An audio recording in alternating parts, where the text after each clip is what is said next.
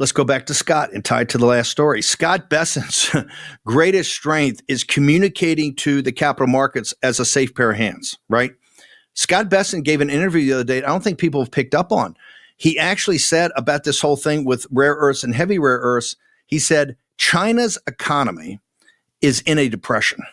And what she and the leaders of the CCP are trying to do is drag the United States and the rest of the world into a depression. When Scott Bessent's using the D word in an interview with the business media, people ought to stay, they ought to pay attention. I tell you, who paid attention is the gold market.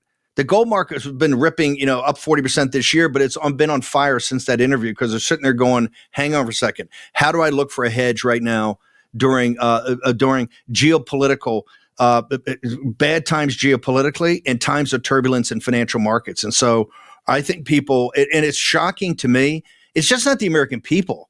It's corporate America.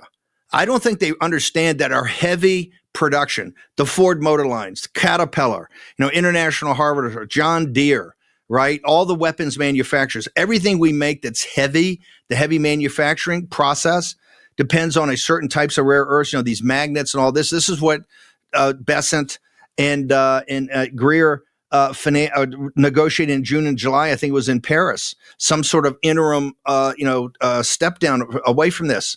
But I said they're at full economic war. This is to the heart of America as a major industrial power.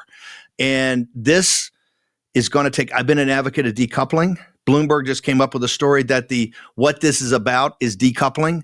And I got to tell people, you better pay attention to this. This is the most important story in the world.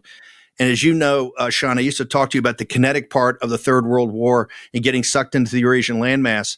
This now, coupled with China's economic war, really strike, almost Pearl Harbor type strike, coupled with everything that's going on about the tomahawks and offensive weapons in Ukraine, and Putin saying, I'm calling up 2 million volunteers to throw into the grinder. Folks, understand we're in the Third World War right now. This is it's about to start. We're getting in. We're in it. This economically is far worse than the Japanese ever did to us prior to Pearl Harbor, and worse than what we did to the Japanese, even cutting them off from oil. And obviously the casualty rates over in the Ukraine are higher than it was from the invasion of Poland until Operation Barbarossa in June of 41. People got to wake up to the fact, and they're not. They're kind of wandering around and chasing all kind of marginal issues. We're in the Third World War.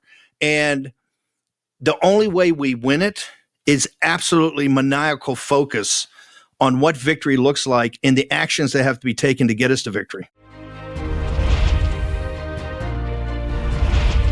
Well, if you enjoyed this content, make sure to like this video, subscribe, and click the notification bell to get more.